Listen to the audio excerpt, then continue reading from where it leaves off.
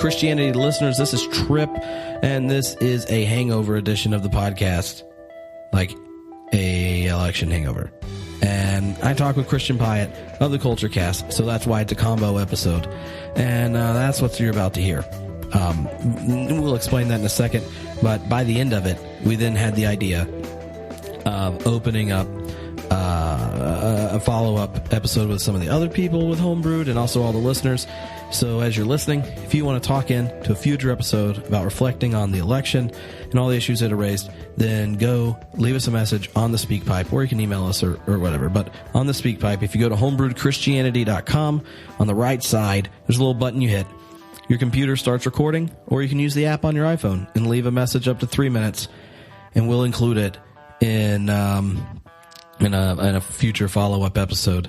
But for now, here you go. Christian and I talking right after the election. Yeah. Hello, Homebrewed Christianity people. This is Tripp, and I'm here with Christian. Hey. This is like a election hangover edition of Homebrewed Christianity and the Culture Cast. Yeah.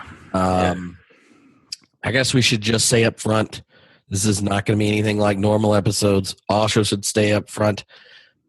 We are two progressive Christian white men who are straight, married to wives, and have kids, including daughters. So that's what we're going to be trying to talk about. Yep. Our experience of this as citizens, as a dad, as a husband, and as Christians. And if you are looking for something to get upset about, or us getting really angry or something, or you feel free just to skip this. Like, you're just going to hear raw emotions and responses to the election. And I promise I probably will feel completely different when we're done than whatever I say now and later. But I think it's important for especially people that listen to both of our podcasts and a lot of progressive Christian podcasts not to feel like completely alone and strung out if you're in places where your friends are celebrating and you're like, I can't. So I got at least 10 messages last night during the results and have all morning like, y'all need to do something. Yep. Christian for getting on. And you have any preface statements or something? No, I've had the same thing. There are people who are enraged, who are shocked, who are grieving, and who are looking for signs of hope. And I'm dealing with a mix of those things. I woke up with my gastrointestinal system in knots last night a few times. My wife, was a mess last night. This morning, my kids were. We'll get there, but I think that what we can do best. You don't need our help to be enraged and to grieve. What I think we need to do is to process together and to look for a path, forward from here, because things continue to move forward in spite of themselves sometimes. Yeah. Well, I guess so. The idea we had was just to kind of organize it in three parts. First, talking as citizens, and then talking as members of families, as dads and husbands, and then talking as Christians, religiously, not Christian's name being Christian. Yeah. And yeah, so that's what we're going to do. The one thing that hit my mind right as I was walking back here with a cup of coffee to do this, is I didn't realize this, but when you're out here in California for Theology Beer Camp, it's like the last days of Obama's presidency. Yeah. And the inauguration's the Monday after beer camp.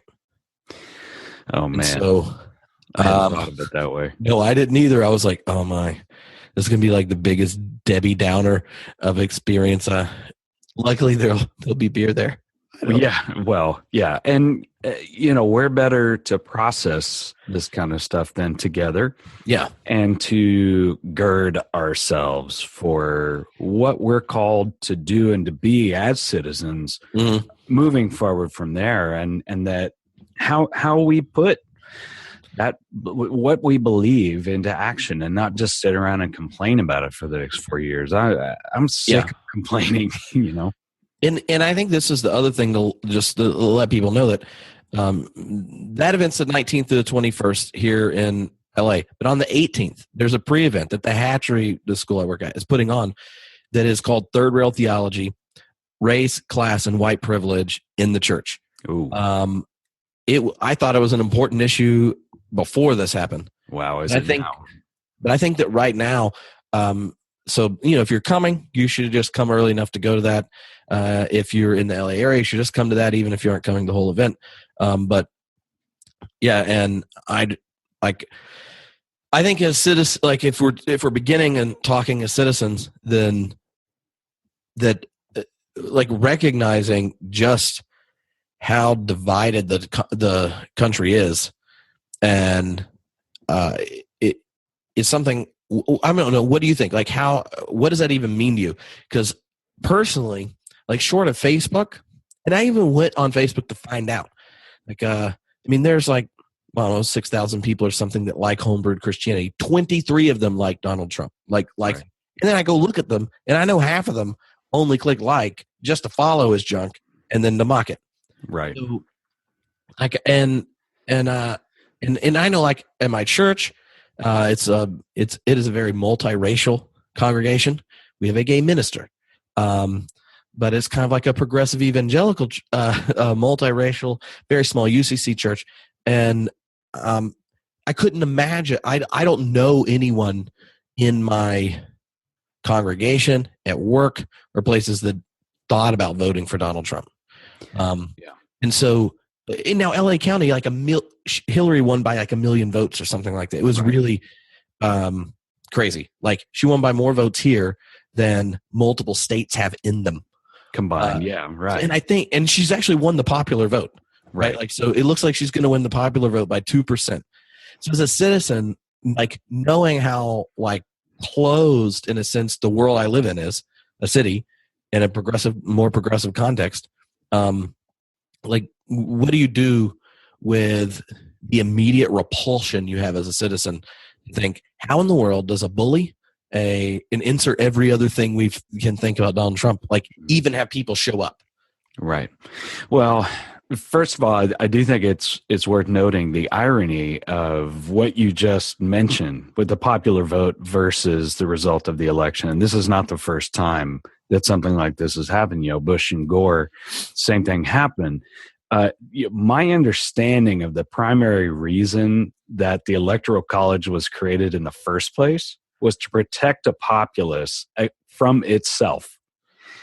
And yet now, when the popular vote stands in favor of Hillary Clinton for president, we are electing this person that many of us see as dangerous. But the other reality is a lot of people on the other side, and the hard work of compassion is the toughest thing for me right now. And I'm not really there yet.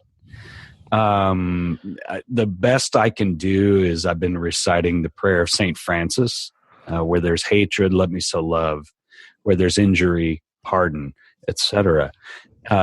Because I feel like at some point I'm going to learn to internalize that. Where I am right now, and the one silver lining that I see at the moment, is a lot of people getting together. I'm seeing a lot of people say, hey, let's get together for dinner. Let's, cry, let's hug, let's talk about this, and then let's figure out what we do next. And not just to dismantle the Trump presidency, but what we do for the betterment of humanity and to live out what we believe as followers of the gospel. Yeah, I think for me as a citizen thinking about this, and Hillary and Obama both talked about this today, is like there's the whole process of democracy and the nation state, and our whole form of government is premised on some kind of shared principles where you have a public square, you have fights, and your parties, and then you support that person. You have fights at the national level, and then you try to govern and work together. And they both took this tone of, this is what we have to do. This is what it means to be an American, and all that kind of stuff. And that would actually, I completely get that. It's just I'm sitting there also thinking like, yeah, but they've already quit being part of a democracy a long time ago. We have an opening in the Supreme Court, and the quote constitutionalist party that really care about the Constitution made up new rules, just not even to like vote on it.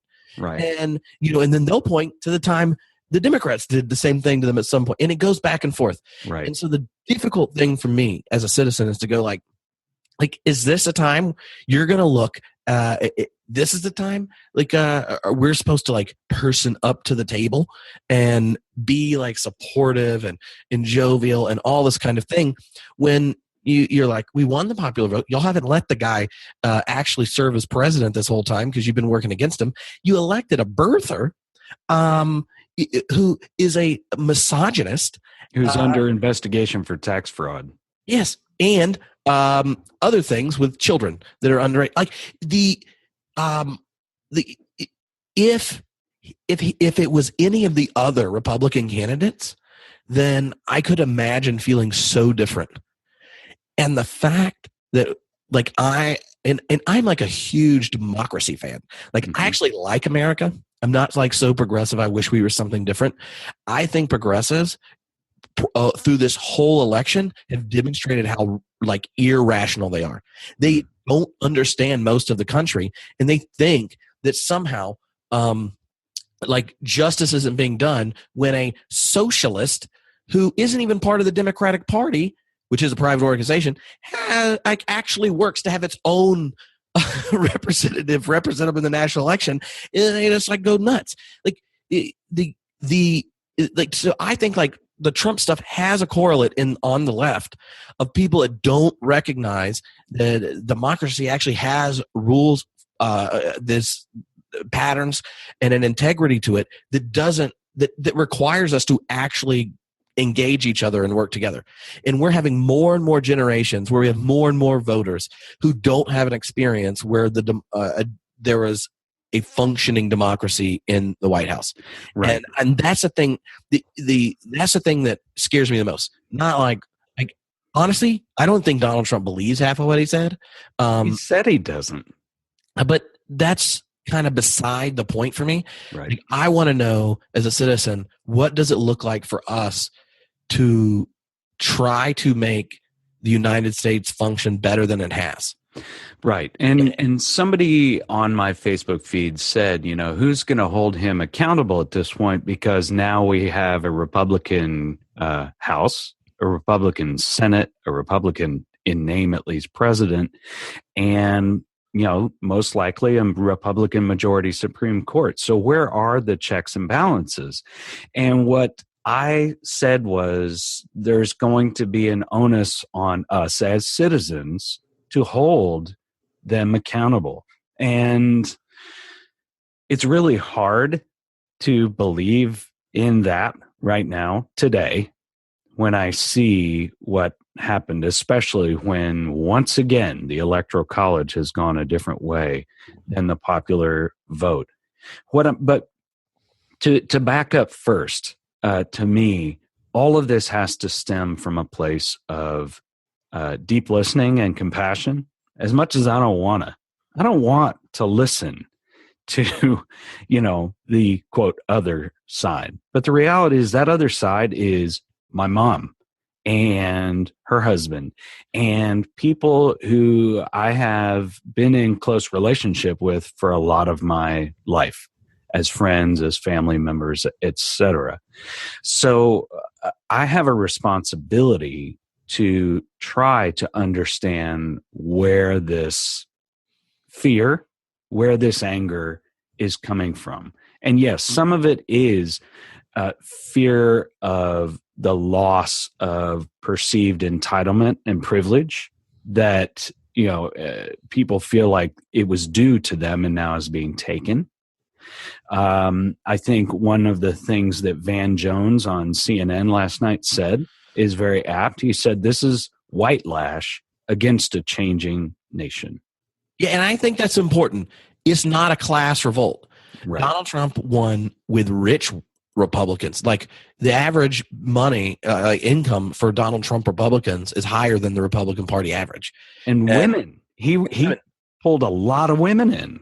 And and it's not a class thing, because if you had to vote, I mean, obviously Hillary won the popular vote anyway, but right. if you voted, like every group other than white people, regardless of their income, regardless of what part of the country they live in, it was a very, very clear statement. Right. And the craziest part, and people, the other part is like, we just need, like, until people are okay recognizing that race played a very important role in the sabotage of Obama's presidency and in the election of Donald Trump, who became popular by saying he was a fraud. Like, it drives me up a wall that the KKK can endorse a dude.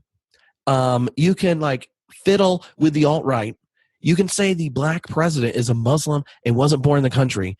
And then we are being crazy leftists when we're like, yeah, I'm going to guess that race played a big role in this. And you might be racist if you don't, and not knowing it doesn't, you can be unconsciously racist. It is a very, very, it is a reality. And so go ahead. Sorry. No, I just to me, like, I'm from North Carolina. So if I put my Facebook feed on my North Carolina friends, all my family, this does not include you. Like, my family have been Democrats and are sick and stuff. But I have lots of friends that like would never say they're racist, and then they share and post all sorts of racist things. And I don't know how to begin that conversation with them. I just know that in my head I go, I would feel horrible if I said that. Like, you can't say that in front of my kids, and I don't know what to do with this. And that cultivating the compassion thing is so hard. And I think it is a task, but I mean, as a citizen, for me to I want the country to run well and for us to work together and all that kind of stuff. But it's really hard to cultivate compassion, not for someone believing different ideas about the economy or something like that, but for just straight race baiting. And I have so many friends here in the West Coast who did not understand with the whole time when I'm like, he is racist. He's baiting racists. That's what he's doing. I know I have a lot of racist friends, and they don't think they're racist, but they just really like all the race baiting. Well, how many people have you ever heard say, oh, yeah, I'm admittedly a racist? Sadly, more than you. Okay. Wow. And I'm from Texas. I know. But anyway, we don't have to go about Texas. No. Texas was a lot closer than expected. It was. Well, yeah, and a lot I want one of those Castro brothers to run next time against Trump, because they are smart, good looking. They both have done a really good job, and they're like just slight of left of center Democrats, and oh man, I wish one of the Castro brothers or Biden had ran this time. Then. Yeah, Biden just wasn't in a place to, and the reality is that in a different time. In a Goldwater era or something like that, Hillary Clinton would have been a Republican. She's center. And in fact, and it sounds a bit like I'm trying to pull you along to the center here, but which is ironic because I'm so far left, it's ridiculous. But I do think that where this comes from to start is from table and story. And I know that sounds all feel good and tra-la and kumbaya and all that shit. That's fine. But, I heard a story from a veteran who talked about all that he had lost, regardless of how you feel about military aggression, war. And I'm putting my family's packed full of military. So I like, right. And I'm not a pacifist. Right. And I am. I'm a hopeful, I probably like Niebuhr more than you're allowed to as a progressive Christian. Yeah. I still like you. I know, but I'm just saying, like, the weird part about this, right? Like, is when you hear stories, when you engage at table, all sorts of different things are possible. But as citizens, I think we've lost the trust in letting the people we elect actually do the same. Like, Right. we don't like Barack Obama just invited Trump over to the White House tomorrow.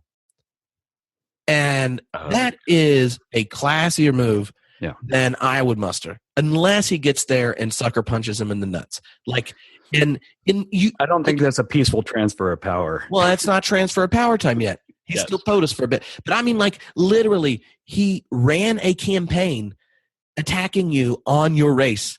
Yeah. And made, like, lots of people who are in closed ideological bubbles really think the fact your middle name is Hussein means you're like a Kenyan secret Muslim. Like, but you punch him in the nuts, and then you become the thing you hate. So I don't think so. Like, I just mean, like, I'm just saying, like, that level of class, like Obama's doing, in inviting him over, like, I feel like one of the problems is it's real hard for us as citizens to give our leaders permission to sit down and work stuff out and compromise and go together. I want to get to that place, and I could totally get there with all but two of the Republican nominees. How crazy is it? I'm sitting here going, don't you remember when George W. Bush was president? Oh, the good old days, right? Yeah, or Mitt Romney. Jesus Christ, Mitt Romney. The Mormons like got to look like at the evangelicals and see we were true believers. Y'all are nuts. Yeah, you guys are cray. It's their new door to door. When they go to the door, if they are like, well, so you're not even Christian. Well, we're the people that follow Jesus that didn't think voting for Trump was a good idea. That should be their new first. Yeah, although Utah went crazy strong for Trump. Well, let's just put that out there. Although the independent also was very solid. But to go back to the veteran thing for just a second, I'm not going to beat this to death. But what he said, I think, exemplified some things that we have to heed as progressive Christians, which was that he gave everything he had. Right? He is now physically disabled and traumatized for the rest of his life. He is actually living in poverty and just subsistence living at this point, and has felt completely abandoned by the citizenry that vowed to support and honor him and his service. And so there is that feeling that anything that represents the status quo is the enemy. And I think that combined with this, and that is an example of the tone deafness, one of many in this election, where, we kept talking about that this was the end of the Republican Party. Give me a break, dude. The Democrats were the most tone deaf party in this entire election. And they have not recognized, especially in the Rust Belt, that there are two substrate issues here that they're just not addressing, which is anger and fear. Whether it's fear of brown people, whether it's fear of gay people, whether it's just fear of change or loss of jobs or whatever it is, there's fear and anger. And if you look at Maslow's hierarchy of need, those are going to drive everything else. If you're driven by anger and fear, you will justify and intellectualize anything else you have to get anger and fear alleviated first. And Trump knows that. That's why he ran the campaign he did. He's a salesman, and he's not an idiot. No, I mean, he may be a sociopath, but he's not an idiot. Yeah. And I don't even mean that in like a negative way. I mean, like, he knew what he was actually running a campaign. That's right. And then Hillary's response was basically, well, yeah, you may be fearful and scared, but it would be even worse if he's president. Don't you think? So anyway, I would have done a lot of things differently if I was in charge of a campaign, which I don't think anyone should ever put me in charge of a campaign, because my campaign would have been like, would you like humans to breathe in 300 years? You're going to have someone that's not going to cancel all of our progress on environmental issues, and probably someone that listens to scientists. Next. Yeah. Like in my head, I'm thinking this whole conversation, you're having like lots of fights, and the fear and all the worry and stuff comes from people whose losing identity is really connected to globalization of our economy and the changing of technology. Like, and we aren't going to change that. Trump can't change that. And and he knows that, and that he didn't care. Like, he was just going to say the right things to deal with the emotions. And then, like, Hillary and company just was not thinking. Like, we should point out, this is a populist movement. This is not per se a Tea Party or a conservative movement, because the neocons championed and welcomed globalization in a different way than the Clintons did. Yeah. The Clintons welcomed economic globalization. The neocons welcome military globalization. And now the populists are saying, screw that and screw you. Take care of us right here at home right now. And we need to hear that if we're going to make any progress as a unified country at all. And I think a lot of it is connected to the way demographics are shifting in the United States. And in like, this even shows up in the way between social media and the way our jobs and careers and all that kind of stuff deal with us. You get moved around, basically, if you're going to be a professional, as you move to graduate schools. So you disengage from your community of origin. Mine, North Carolina, yours is in Texas, right? You go to grad school, you move around, and you're with people who all think that, like, the economic sacrifice and leaving the people you grew up with is worth this progress towards whatever your vocation or career is. And then you end up at a place in a society next to other people who have made similar sacrifices to, financial and moving and all that kind of stuff. And they are the ones that where you are in more diverse environments and all that kind of thing. So it shapes you. But in the same way, when we leave places that then get more where sameness grows, because, like, rural areas and the communities that turned out most for Trump are like ones where sameness is normative and sameness is a sign of safety. Right. And I would guess that most people listen to either one of our podcasts, and any progressive Christian, like, the things about your life that make you most uncomfortable are just how monolithic your congregation is on Sunday. Mm-hmm. And that's a real issue for you, and you worry about it.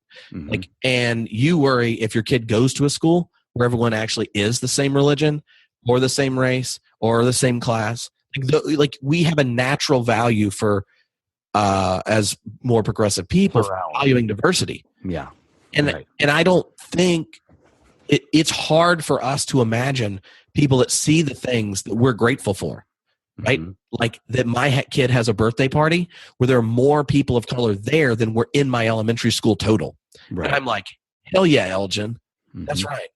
But see, like I feel like that's part of the gap. It really is. Like, if you made a list of the 20 people you care for, and if you're not so progressive that you stopped praying, like the ones I pray for every week are not all white people. They aren't all people that agree with me. But the diversity of people whose you value is high, and the diversity is a value in and of itself. Mm-hmm. That is a fear-causing reality to people that is hard, I think, for LA and Portland to get. And I try explaining it to people, that ask about how Southerners deal with this. And I mean, you mean Southern white people, because that's what. And when we say evangelicals, it tends to mean white evangelicals. We just say evangelicals. But what do you think? Like, to me, I in trying to think of what we do as citizens and stuff, part of it I think has to be celebrating the types of community and spaces and trying to cultivate them for others where this value shift happens. Because until sameness isn't a safety blanket for too many people of the country, nothing is going to really change, because we know the demographic shift is happening. Right? Like, we can see that.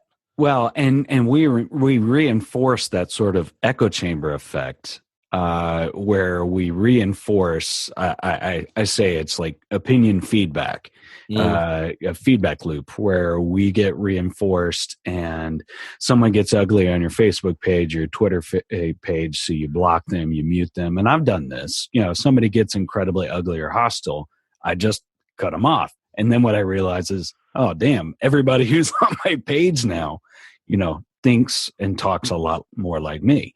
Now, that doesn't mean that there aren't conservatives and things like that on my page, but anyway, it takes intention. Some of it is inevitable in the progress of a pluralistic society, which our nation was set up on the principles of to begin with. Now, it may be the different kind of pluralism than people are used to, but they had a hard time with Italians and Irish mixing.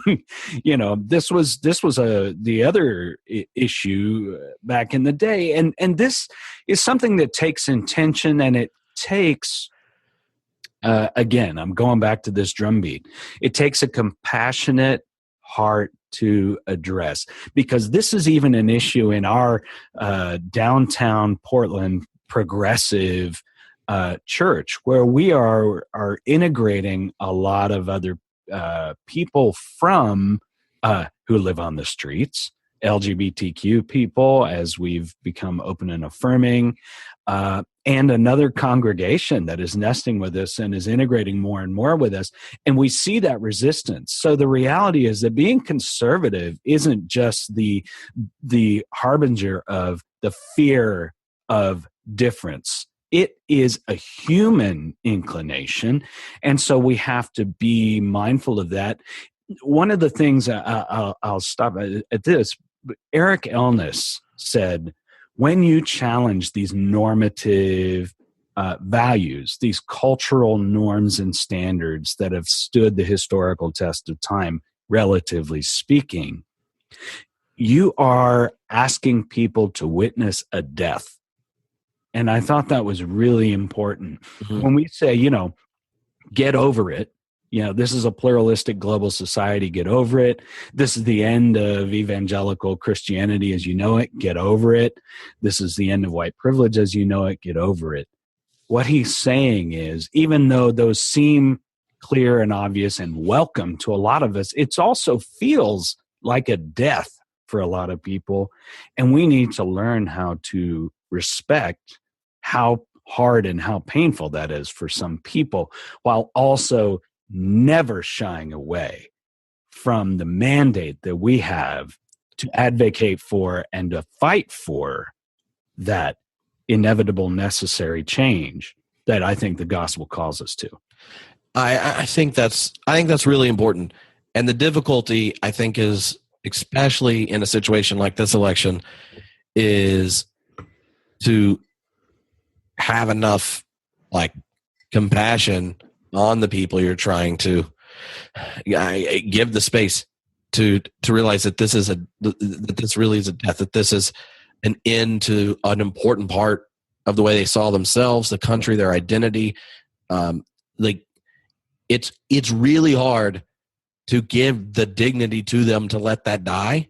That's right. And the throes of power and violence that are coming out of that fear kills black people in the streets. That's right. Oppresses LGBTQ brothers and sisters.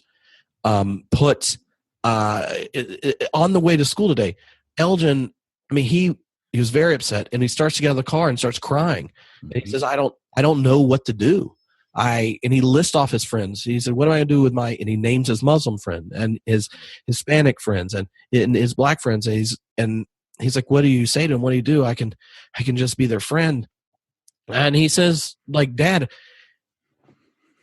one of my friends, Dad, Trump said he wants to deport him. Mm-hmm. And that's not the golden rule. Right. Because no one, people voted knowing that he wants to deport my friend's dad and take his dad away. Mm-hmm. And so if you're a conservative and you hear, we want to have compassion, all this kind of stuff in the death thing, the other side of it is, if you have close friends who not white dudes. I doubt we're going to experience this as the world's worst thing, right? Like, we need to recognize that on both sides, like, there are people who are scared because of this conclusion, and are rightfully so. Because you have a law and order president who wants to build a law, talked about grounding people up, and can't figure out who David Duke is to deny his endorsement until he remembers that they were friends once, and then he didn't like him. You can't unhear and say all that stuff and not know the fear that is also instilled on the other side. Right. So that's why I think the church and Christians and just citizens really need to figure out how to cultivate compassion. And like, this is not a compassionate conservatism that we're experiencing right now. No. And I also think that there is a non-compassionate progressive element that insists on a level of enlightened liberal purity. I was using progressive scare quotes around all those words. And anyone that's not as progressive on every little identity politics issue, or they're not progressive enough on an economic issue, or doesn't want to do this or that around ecology or something, then we end up demonizing even people that could be allies. Right? Like, we need to change the tone and energy in which we fight for what we believe. Not that we don't do it, but we need to preserve human dignity while we do it. But at the same time, recognize, like, we can't look at people of color and tell them that this is okay, right? Like, that they are overacting. And we can't look at our conservative friends in flyover country or in the South or Texas or our family that this is a giant victory for finally going back to America or whatever, their roots, and making America great again. We can't look at them and be like, yeah, stop being ridiculous. You're just insert all the words I really want to say all the time about people like that. Like, right. I realize as a citizen, that cultivating compassion, and I feel like today feels like the day after 9/11. That, to me, that's what I was wandering around just like that this morning.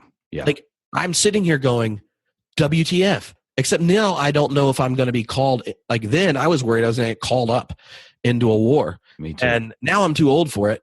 But I think I am still worried about, like, what does this mean about my life?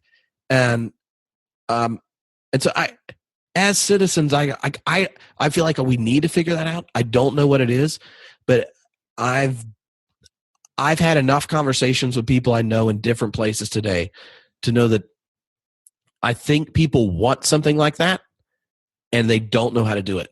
And that's why I think the prayer of St. Francis that you mentioned, and things like that, or maybe just praying for your enemies. And even if that means Donald Trump or the head of Black Lives Matter or whoever you see as your enemy, like, praying for them long enough to be able to engage without, I don't know. Honestly, like,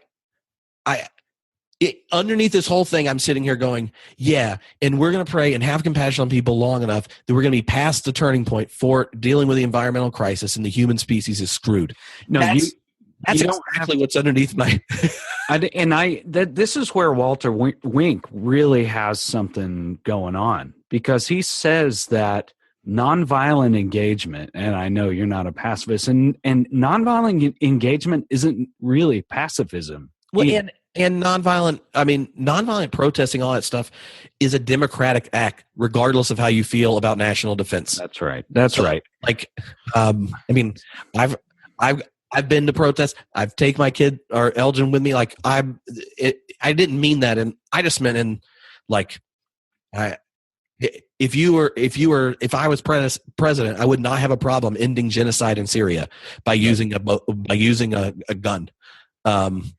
And when Christians disengage from the politics of America over some, like, weird hippie reasons, then I'm just like, that's fine and dandy. It's just, to me, it doesn't make sense. But I understand doing it. But, like, when people are like, I can't see a difference between Barack Obama, Hillary Clinton, Donald Trump, and Hitler, I'm like, you can't. Wow. Well.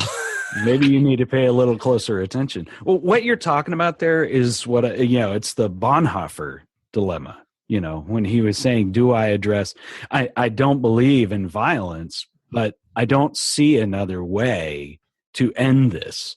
So what he did was, in conceding to the sense that he was willing to use violence to stop Adolf Hitler, he was also asking for mercy for his own lack of divinely inspired vision for something greater. And I do think that that's something that we have to spend time really considering. And yeah, doing the marches, doing the lock-ins, or the stand-ins or sit-ins or whatever in the protests are fine. But I also think we can get to a point where that's like some sort of alleviation of white guilt. Hey, well, I got arrested last week. I did this protest, so I'm doing the right thing, and now I can wash my hands of it. But yeah, I can relate to what you said about the kids. I don't know if we're kind of transitioning or yeah. Let's switch. Let's talk about family, because as a citizen, I'm just still really pissed off. I'm grossed out. Yeah, and honestly, like, we can do better, and we should do better. And as a Democrat, I'm still pissed that Hillary Clinton was our nomination.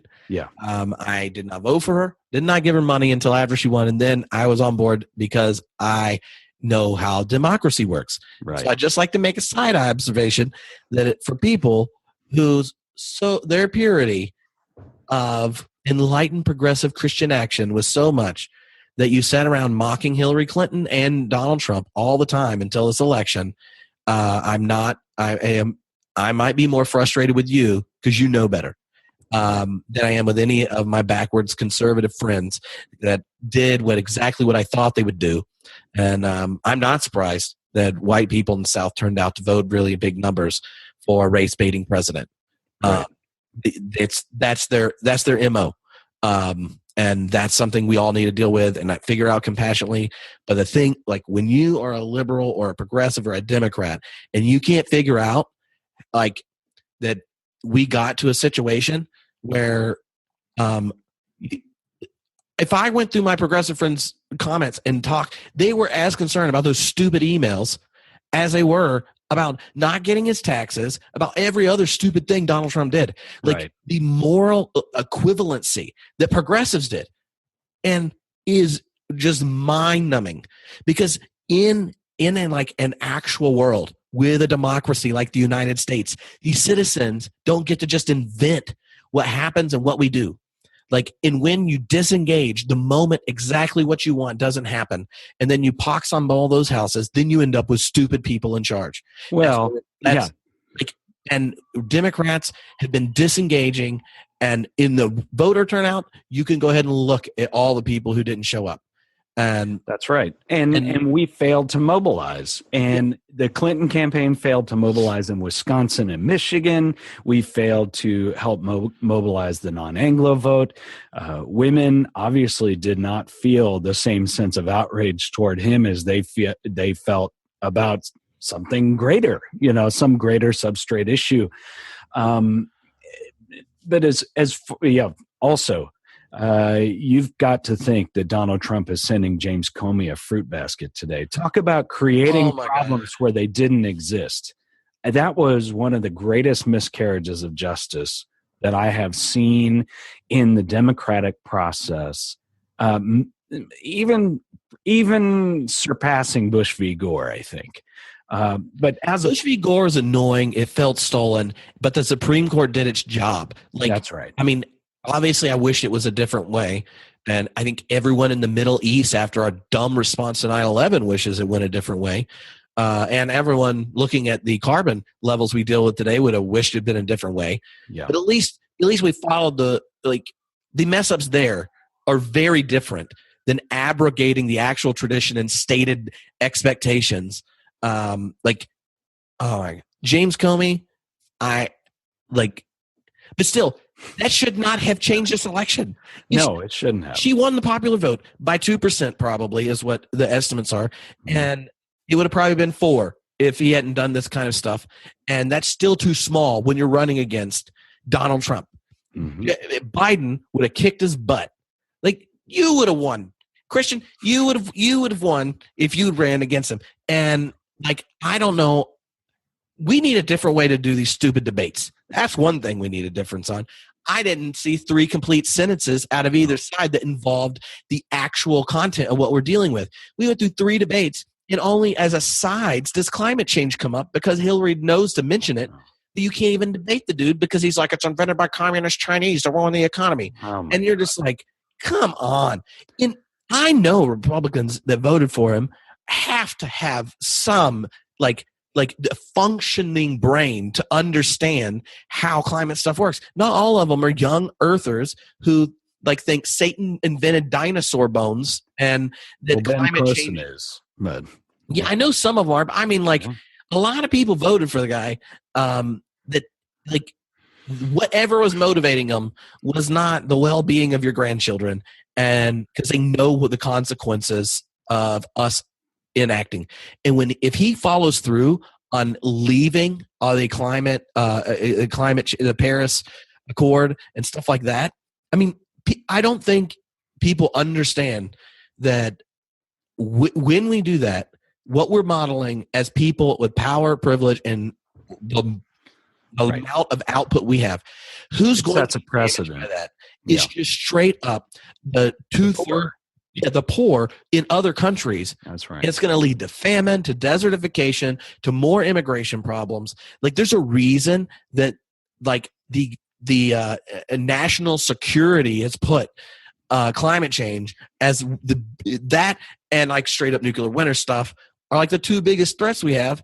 And there's a reason, because like it actually puts people in a panic mode. When you mention hierarchy of needs, when you can't grow food and the European state next to you hasn't, and they're the ones who screw up the environment, you're going to have bigger immigration problems in Europe. And the same's going to happen in the United States, except we're going to have a stupid wall. We're not. You know what I mean? We're not going to. This is our foreign policy. Yeah. Like, and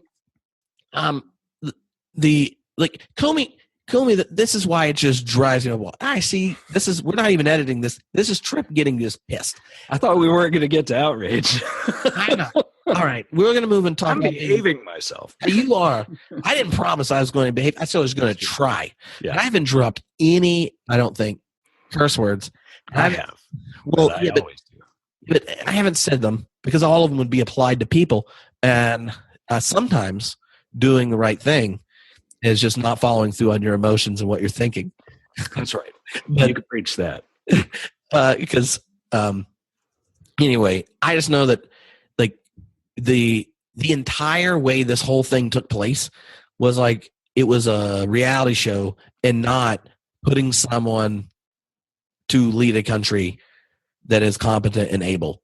Yeah. And like I think that Paul Ryan's a wuss. And so they need to get rid of him. And I think we need in Kasich. I think Kasich, because he was the only one. It's like, I'm not voting for him. Somebody, I think Hillary should send him a big bouquet because, like, how many Republicans had the character to do what they said what they actually thought? Very few of them. Yeah. And yeah, so no, I mean Paul Ryan flip-flopped more than a fish out of water on this because he always wanted to make sure he was playing his cards right and ended up on the right side of that. But yeah, all of that aside, I mean, we've kind of beaten the dead horse of politics here. But with my kids, so they fell asleep before we got. People don't know how many kids you have, ages and stuff. Go ahead and. Yeah, I got Zoe is my daughter. She's 7. She'll be 8 in January. And Matthias is 12. He'll be 13 in 10 days. So yesterday, Matthias got in trouble, got in a fight, actually, in an argument with some kids at school who were basically taunting him about supporting Hillary Clinton. And, of course, my son cannot not take the bait. No. Yeah, he's a pistol. It really is. When you think of Hyatt getting animated and verbose, it's like that, but like with a pot of coffee. Yeah, and some uppers. So he's really something, and he doesn't know when to keep his mouth shut. And so I was really worried about him this morning. which, rightly so. He completely melted down. He went through that. My wife went to school with him, talked to a teacher who actually was very condescending toward him. We had a little come to Jesus talk. She had a little come to Jesus talk with the administration at the school about that. But all that aside, we got him calmed down into school. But the one that really, really broke my heart was Zoe, my daughter. She woke up and she was just like, "Oh, who won?" Because she was certain, as everybody else was, that Hillary had won. And I said, "Well, honey, Donald Trump did." And her eyes just filled with tears. Her face fell. And the things that she said that really, really struck me. First of all, she said, people are going to believe that it's okay to treat women the way he does, that it's okay to talk about people the way he does. But she said, does that mean that we're never going to have a woman president? That meant a lot to her. And I said, "No, honey, we will celebrate together when that happens, because it will. I believe it. Although that is not the first order priority in choosing a president, and it certainly is an important signifier of our advancement into positive pluralism." But the other things that she really said that really distressed her, because she is a compassionate person well beyond my ability. She said, "What about my friends from Mexico? And what about my Muslim friends?" Because we have a lot of Muslim students at her school. She said, "Are they going to have to go away? They're scared. Their families are scared." And I said, "Well, honey, he may try, but we're going to do everything that we can, at least right here, to keep that from happening. And you are safe. You have to know that we will do everything in our power to make sure you are okay." That's all I could say, though, man. Gives me a pit in my stomach. Yeah, I mentioned Elgin this morning. Like, I had nothing to say when he left, because he's getting out of the car, and and he's just like, how can you be okay? How can you say it's okay if half the country wants a bully to be their president who doesn't listen to scientists and wants to deport his friend's dad? Yeah.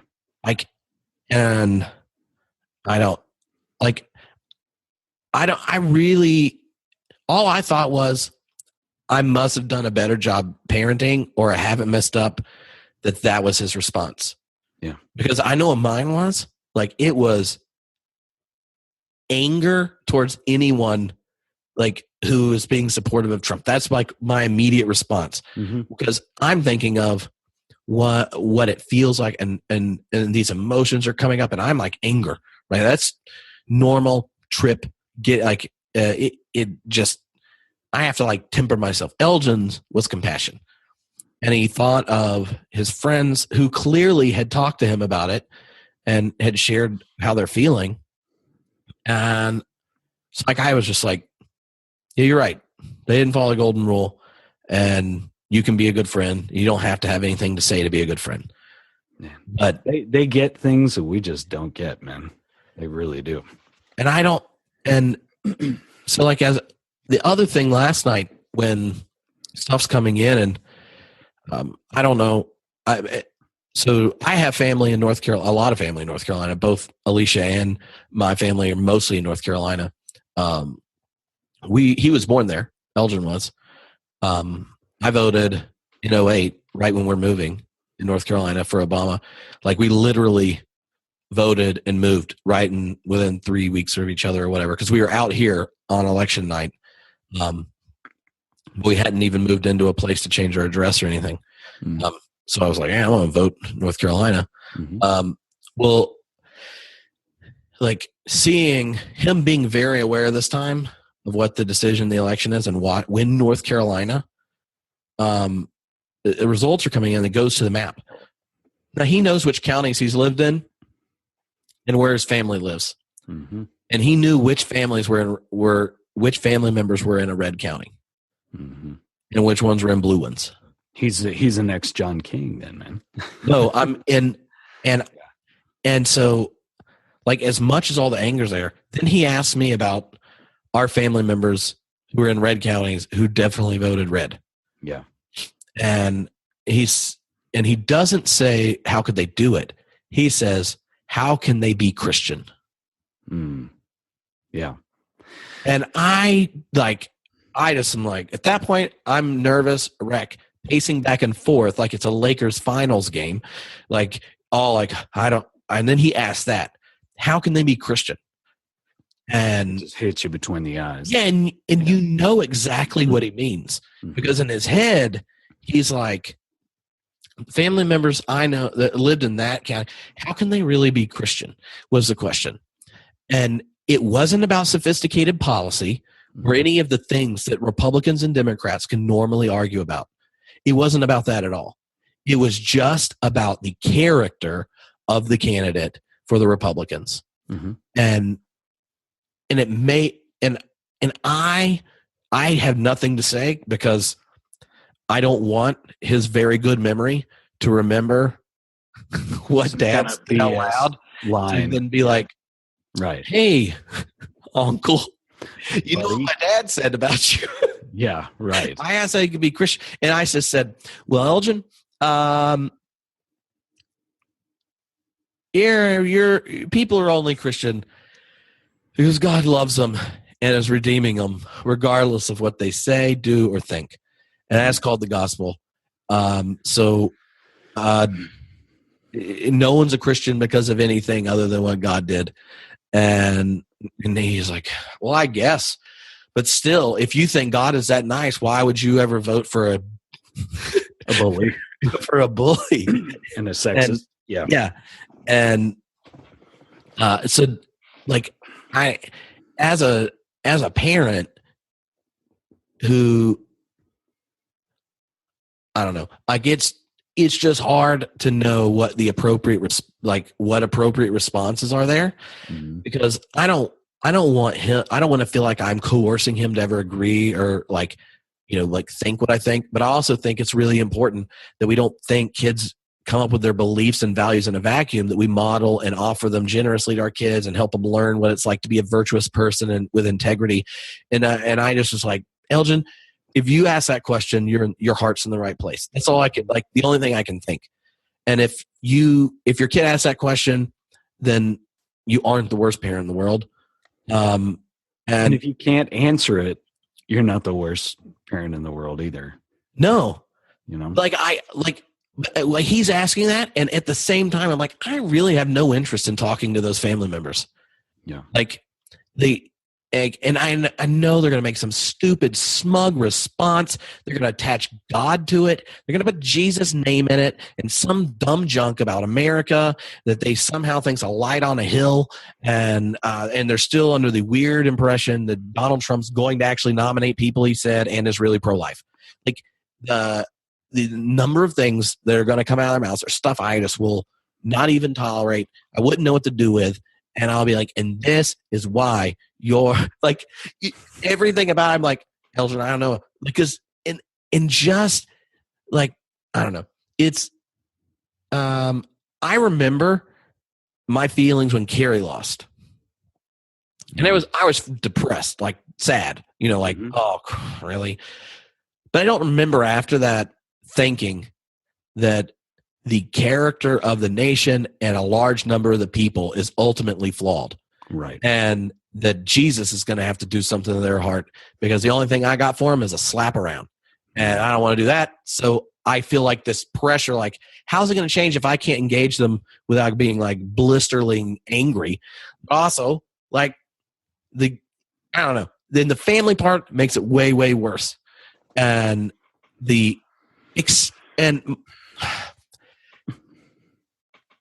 I don't know. Everything I'm thinking right now, I don't want to have to edit this. I don't want to regret saying it. And again, this is like straight up just fresh feeling podcast. Yeah. So I have a daughter, Cora, who's about to turn 3 in a week. And I have a niece who's younger, Caroline, who is in North Carolina, but the daughter of Alicia's sister. And we got them both of us got our daughters the like presidential Barbie set. Like it's a Barbie set, like with that's a real thing. Yeah, no, like where the president and vice president are females. Mm. Yeah, we never got Barbies, but I was like, when Elgin was, a few months old when Obama won, he took his first steps while everyone in the room is clapping at our house. We just moved to California. And I was like, this is awesome. Elgin's first president is awesome. And he is. He has way more class and dignity than everyone else that's a politician except his wife. And who has the dignity and class not to ever run for politics. Which is sad because you have to admit that Obama would have slaughtered Trump, but Michelle would have been completely ridiculous. Yeah. Because do all the girls graduate in 4 years? Because he says you can bank on it. She is not running for office. Now, I haven't heard her say. Well, you know what else? You know what else he said you can bank on? That America's smart enough not to elect Donald Trump. Well, so yeah. Obama's prognostications, isn't that how Bush used to say it? Careful how you say that. That he can't pronunciate and prognosticate exactly what she's going to do. Yeah. But why I say that is I was anticipating looking at Cora and my niece, and we were like, oh, it's gonna be so awesome. They'll have this memory, like their first election after they're born, and the first woman president, and that they have possibilities for their life that weren't present generations before in the United States. You have this symbolic moment, and then we're stuck like consciously recognizing how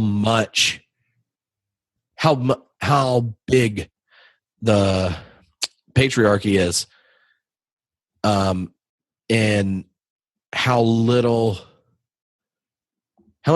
we've made a lot less progress than I think we thought we did. See, I don't know about that. One thing I want to at least put out there is an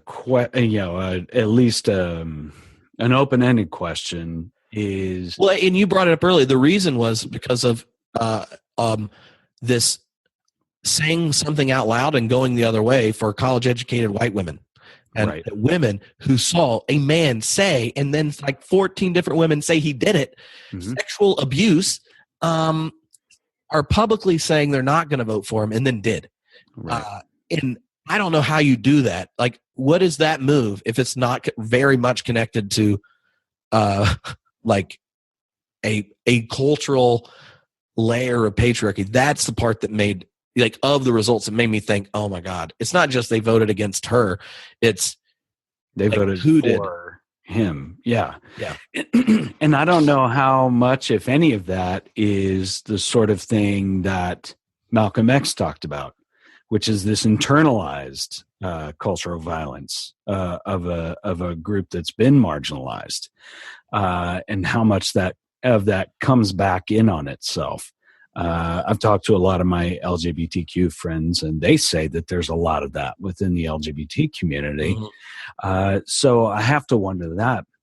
But at the risk of waxing Paulinian, is it possible that any of this is a birthing pain of progress, and that birth pains are violent, that birth and that change is inherently disruptive and violent? I don't mean bloodletting, although obviously this has been, and I'm not excusing it. I'm just. No, I think that's definitely part of it, and I think we all can see that we're going there. I just think it sucks to look at your daughter and think,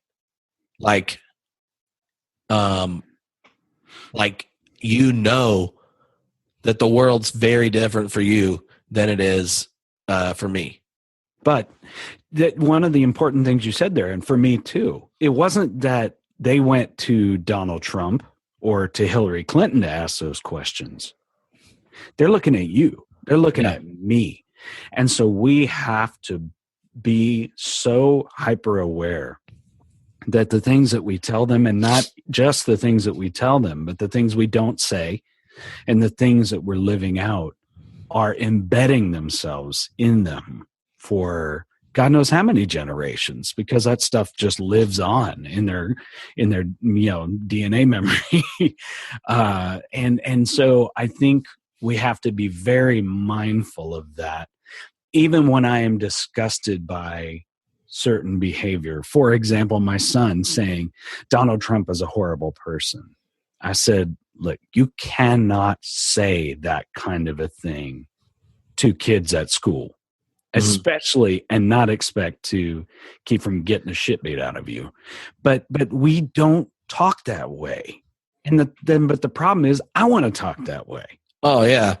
No, I think that it might be helpful here just to name a few things as parents that are thinking about this you can do, and that we don't often think of, and as Christian leaders. One is whether it's family discussions, Bible studies, small groups, church meetings.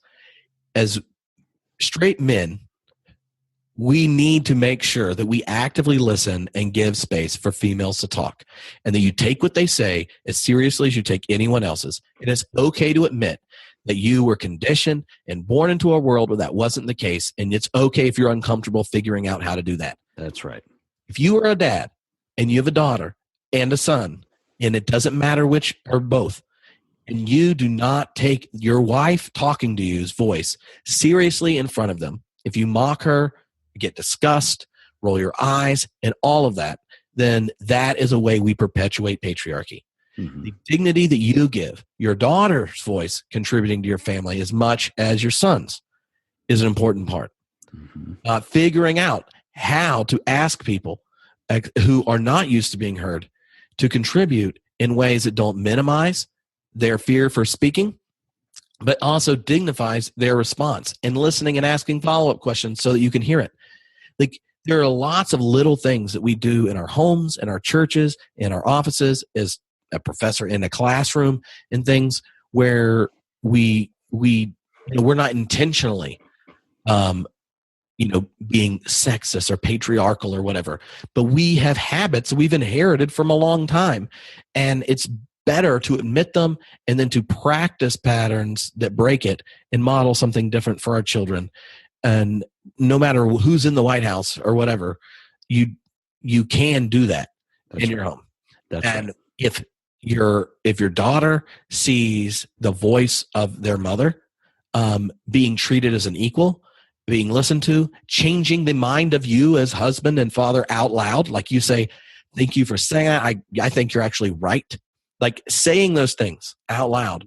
And when you cut her off or ignore her, talk down, you need to say out loud, that was wrong. I'm sorry. Will you forgive me? And not do what's so easy in our friendships to be like, yeah, my bad, and move on. Because the part of things changing is taking responsibility for the things you can actually do. That's right. The things you can actually do, you can participate in democracy. You can participate in these places, but you are actually shaping the expectations of your sons and daughters in the home. And when they have expectations of having an equal voice and listened to, they'll have more confidence at demanding the system give them exactly what it already said from the freaking Constitution itself. So, don't feel disempowered as a parent, even though this is a very sad experience for progressive Christian parents. That there are little things we can do. Anyway, sorry, that's the thing I have to always try to remind myself, be it as a minister, as a husband, father, that kind of thing. And it doesn't even matter necessarily if you're a parent. You can be an aunt, an uncle, a friend of the family, a Sunday school teacher, a just community member in some larger community, whether it's at church or what have you. You come in contact with children who look to you as examples for what it means to be a responsible adult. And we have that responsibility. And it makes me think of, again, Eric Elnes told me a story, but it's also like a Jewish story that I actually I actually heard on Amazon Prime on the show Transparent, the one with Jeffrey Tambor, where they were talking about that there is this belief that there are, and I can't remember exactly how many people it is. I think it's 91 that are sort of carrying the likeness or the semblance of God into the world. They're sort of those stewards of that divinity in the world among us today, right now, and at any time in life. And that we should be behaving as if the person next to us is one of those 91. And, Eric told a similar story. He talked about this auto shop where he took his car, and everybody was just amazed at how much dignity they treated you and how fairly they did, and how they wouldn't do repairs even if you thought they needed to be done if they didn't. And he asked them, how is it that you treat your people, even in ways that don't benefit your business, that you treat people so differently? And he said, we treat every client that comes in the door as if they were Muhammad themselves, driving away in a car that we took care of.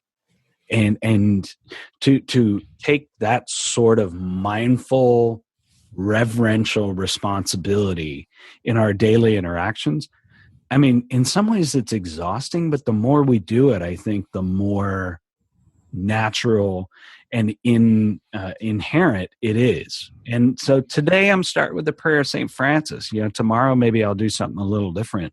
But yeah, I think I start by slowing down, not mansplaining, saying, what do you think? Getting out of the way sometimes, admitting my faults, my flaws, apologizing, asking for forgiveness, and so on. The other thing and our families are odd in the sense that both of the moms in the house are ordained Christian ministers. Yep. And both the dads talk a lot about God. Yeah. I mean, I'm a minister as well, but so when you're thinking of issues around women and leadership and stuff, the church has not been the frontier in this. And so if we're like transitioning that last bit as a Christian today, I think one of the things that I thought of is at Claremont, when I've taught there, when I was in seminary and divinity schools, I go speak at lots of them.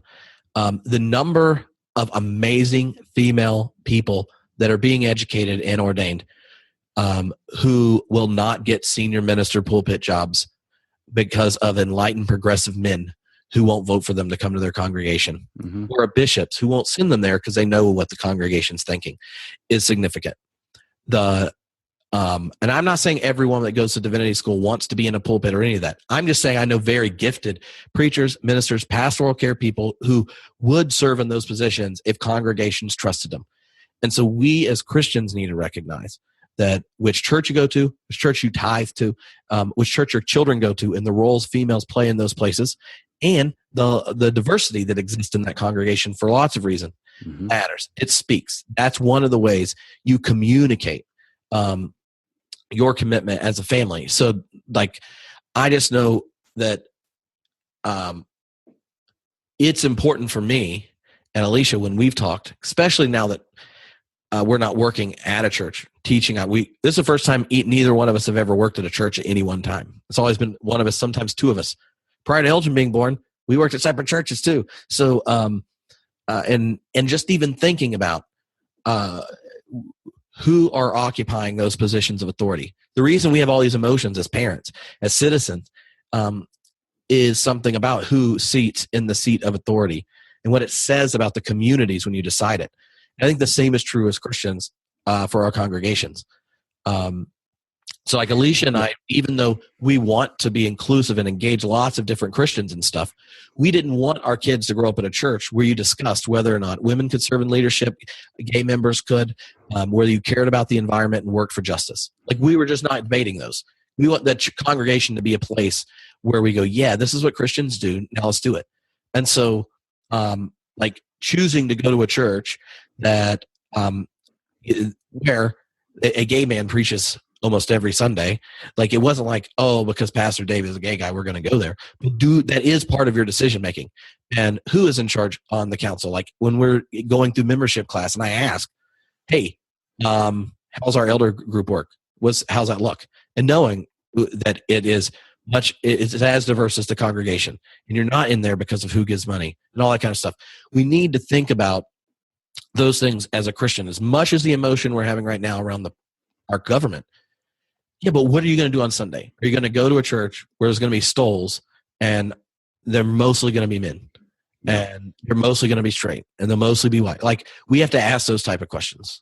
Yeah, I think that's true. And, you pointed out that there are so many capable or even more capable women who do not, or queer, gay, lesbian people who do not get assigned to pulpits who want that. I have a friend in Texas who held out in a region that would not ordain him for 11 years, continuing to serve in a church because he was even told by the ordination committee there, if you'll just not bring it up, just don't bring up your sexual orientation, your identity. And he's saying that's, it's easy for you to say that because you don't sit around thinking about your sexual orientation on a daily basis. But it's pointed out to me all the time. The more inert way I put this to people is you don't sit around as a right-handed person thinking about being right-handed as much as I think about being left-handed.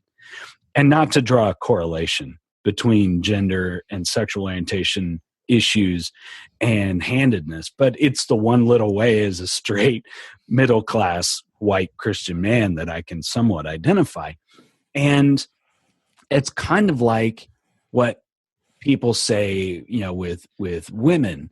It's like, oh, well, I don't really care about that. I don't really see that. I don't really think about that. Well, you should. You should think about that because God knows they're made to think about it all the time. And just because someone who happens to be female or because they're female even in some ways and equally qualified gets a pulpit doesn't mean that they're treated with dignity and respect and that they're treated with the same level of authority that their male counterpart would have been treated. I have seen and heard things that people have done toward Amy and the way they have treated her over the years that have absolutely disgusted me and almost brought me to a state of violence and have caused me to nearly walk away from organized religion altogether. But I certainly do not envy her this weekend. I do not envy her having to take the pulpit and speak to her congregation about this on Sunday, but you can be damn sure I'm going to be sitting right up front. And as she finishes, I will be right behind her because that is where I can be on Sunday to make a difference. Now, where that is for you, anybody who's listening or watching this, I can't say. But that is what I've decided that the first thing, the next best thing, as they say in 12-step, do the next right thing or the next best thing. As far as my engagement with the faith community, that's my next right thing. And then once I do that, I'm hoping I'll be open and apprised of the next thing that I need to do. That's the next right thing. Yeah.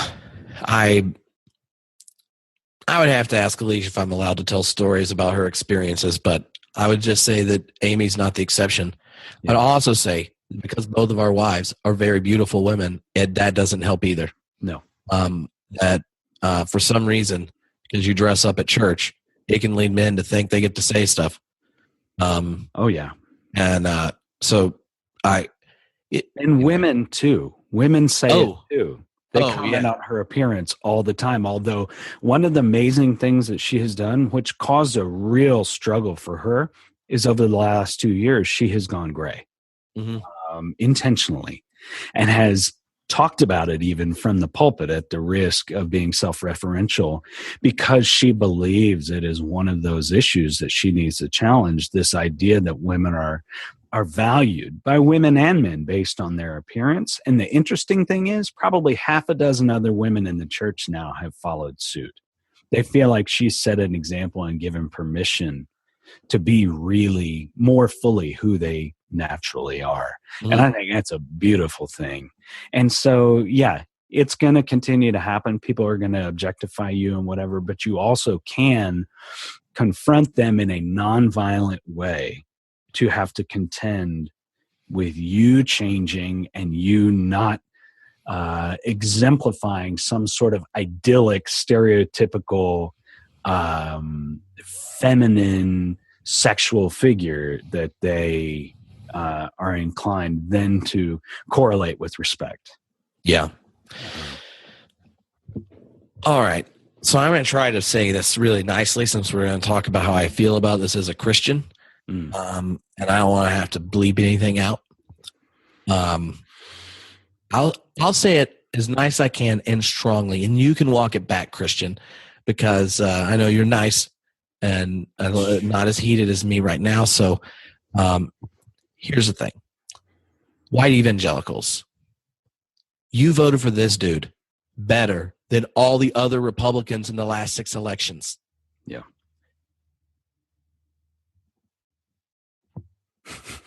Yeah. If you don't think that the rest of the country is calling BS on everything you're ever going to say out of their mouth, like it is hard to describe.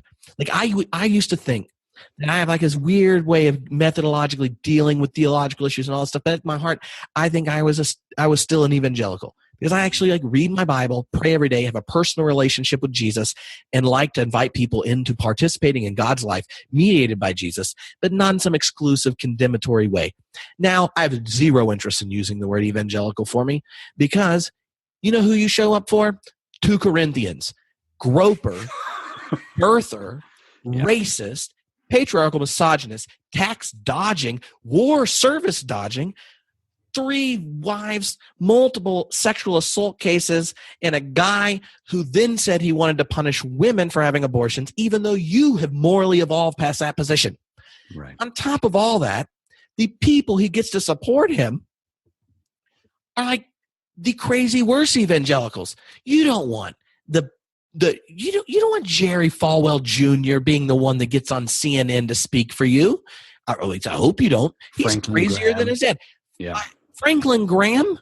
Yeah. Jesus Christ. Yeah. He loves him, but I don't. Like my feelings, like at the sheer volume of evangelicals who voted for this dude and the weird reasons they gave it. You can't tell me I voted for a bigot knowingly, but don't want to be called one. That's just not how it works. It gets really, really hard for me to go, oh, yeah, I could see that. I could see that. No, you have like other real options. Like you had real options as a people. And guess who it was that gave him the nomination? It wasn't like country club Republicans in the Northeast who occasionally went to mass. Mm-hmm. It wasn't anyone that has dark skin tone. It was white evangelicals. Right. White evangelicals. That's who did it. And like, I don't know. I'm going to guess that if you did this, the chance that at your birthday party is anyone of color is small. I'm going to guess that when I've talked to 3 or 4 of my white evangelical friends who are making a case for Trump, I said, please do not make it about Christianity, because I'm going to guess your very Christian, Hispanic, and black friends do not feel this way. And they don't. The variable for white evangelicals voting for Trump is not their evangelicalism, it's their whiteness. That's what it is. Right. And the fact that you feel your evangelical heritage is threatened by anybody God raised Jesus from the freaking dead. If you think that your identity as a Christian is under threat because who's in charge of a government, then you're not even a real Christian. Like, it is beyond irritating. And here's the thing. They're probably going to quote some Bible verses and say God wanted Trump to win.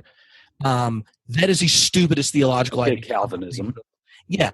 Okay, well, if God's picking out elections, guess who else God has picked out? Really crazy nut job. Oh, also President Obama. I have some very strong feelings. Really? You should share those. There are 5 or 6 lines I've already self-edited, but the sheer moral bankruptcy of evangelicalism after this experience is so high, that. I don't know what they do next, other than just admit that that Jesus was a straight white Republican from the South, and they're losing their younger. So the exit polls for evangelicals under 40, they lost them. Right. And so, when you say crap, secularism, the rise of blah, blah, blah, we're losing our kids' faith. Yeah, you want to know why? You did it. Because of the inherent racism within Christianity. Yes. You did it. It's not your evangelicalism. It's the fact that you're white racist from the South, and you're using Jesus to cover it up. That's it, and your kids know this. There's a reason they don't go to church or they don't go to yours, and that your retention rate's worse than mainline Protestants. Why? Because they actually know what motivates you. Yeah. They know what motivates you.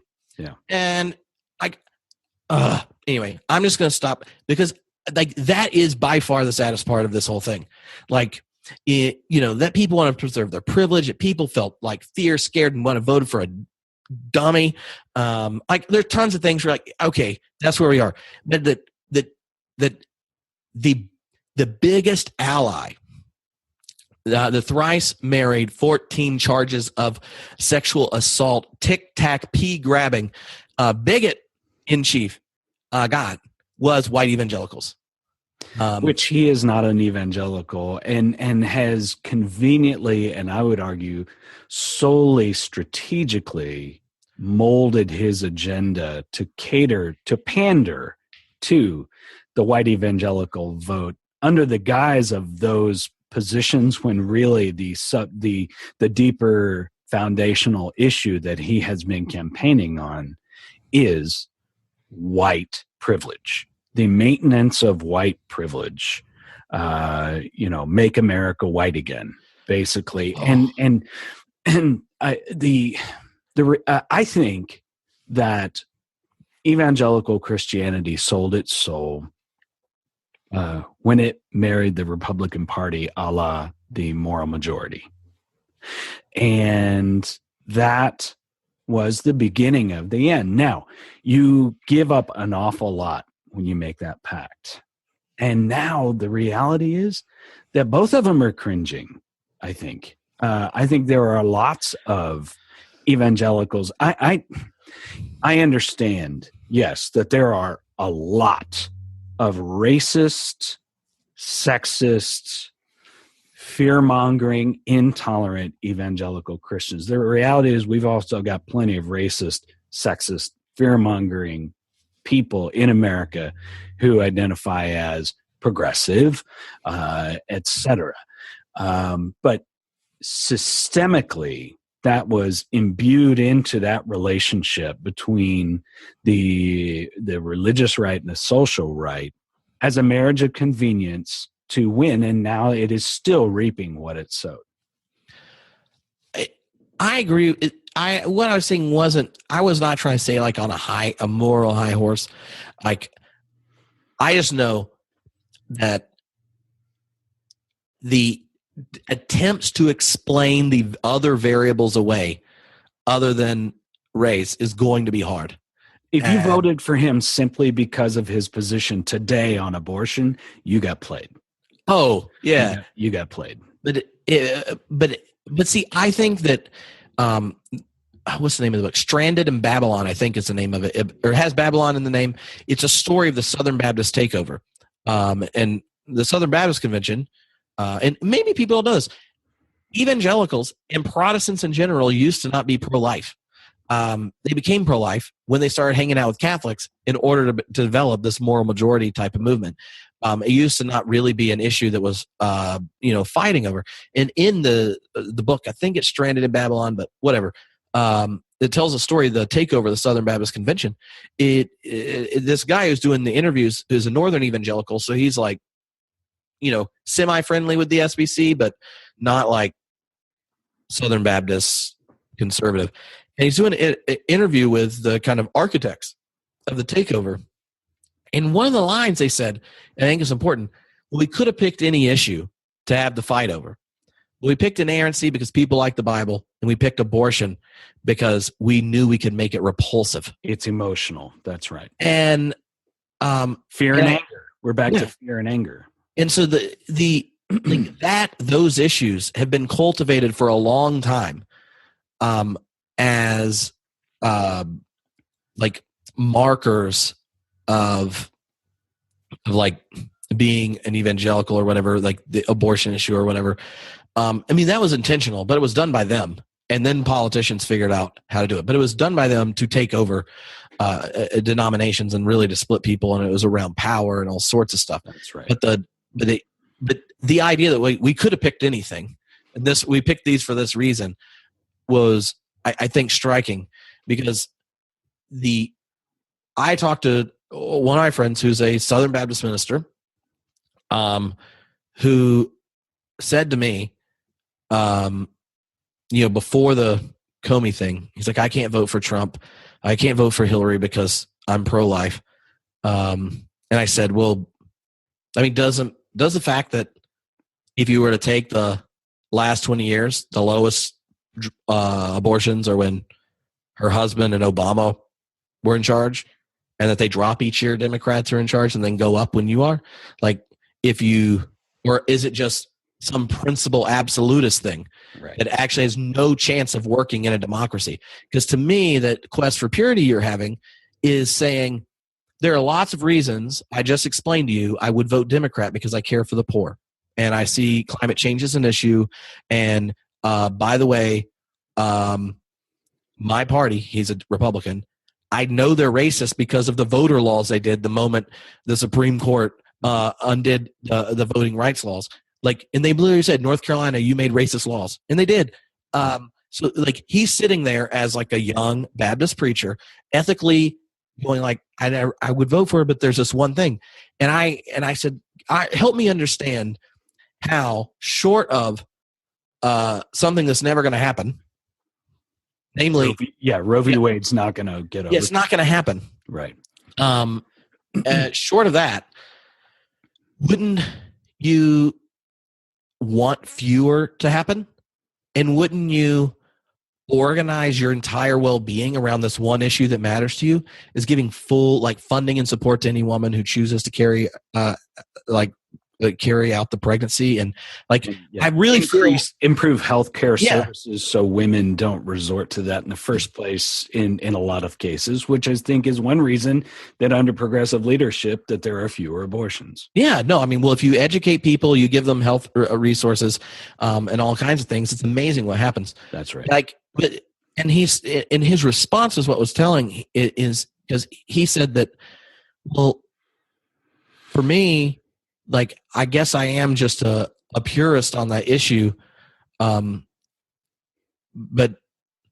I get what you're saying. But I know that this is a conversation I could never have with my congregation. But the ethical purism along these hard and fast, absolute binary lines are ideological fallacies. Yes. They're based on saying fallacy. He can't talk about it with his congregation. I think, like, to me, yes, you can, but you risk too much. Yeah. He's saying he's not willing to risk what it takes, and that's one of the things I'm starting to call BS. See, I'm editing myself. Well done. In my mouth. I'm tired of religious leaders, and I've heard this from authors, from bloggers, from podcasters, from political figures, from religious leaders saying, I can't do that. I can't say that. That is wrong. You can say it. What you're saying is you're not willing to risk what you think it might take you to say it. And I'm not going to stand on some moral high horse here, because I have made compromises in my life as well. But I've also made conscious risk assessments and gone ahead and done something that I know is detrimental to my career or to my public image. I stood up against the way progressives were talking about Mark Driscoll at one point, and man, did I get hammered. I lost a lot of followers over it. I have no love for Mark Driscoll. That's beside the point. But I also I think we have to stop throwing our hands in the air.